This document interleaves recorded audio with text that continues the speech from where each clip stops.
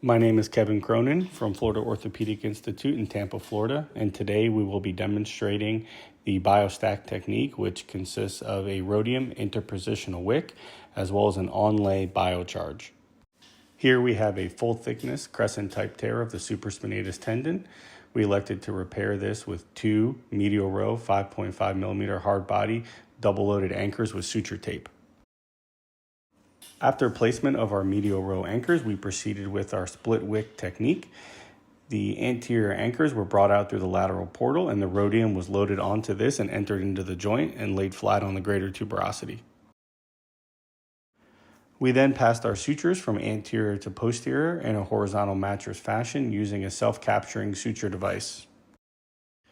Once all sutures from the anterior anchor were passed, the sutures from the posterior anchor were brought out through the lateral portal, and the ROTIUM was loaded onto the posterior anchor in a similar fashion.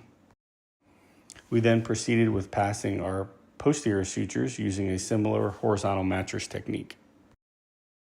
Here you can see the ROTIUM split wick technique after passage of all the medial row sutures.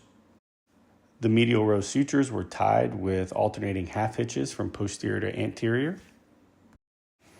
After tying all of our medial row sutures, we proceeded with the BioCharge deployment.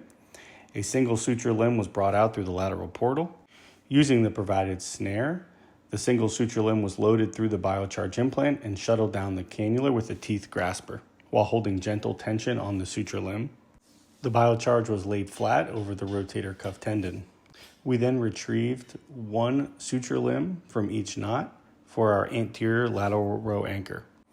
The four suture limbs, including the limb with the BioCharge implant, was passed through the lateral row anchor and appropriate tension was set.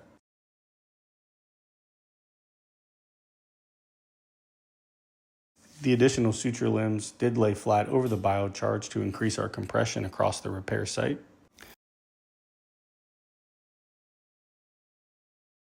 We then deployed the second BioCharge over a more posterior suture limb with a similar technique.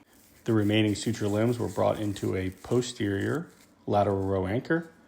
Again, the suture limbs were laid over the BioCharge to facilitate compression across the repair.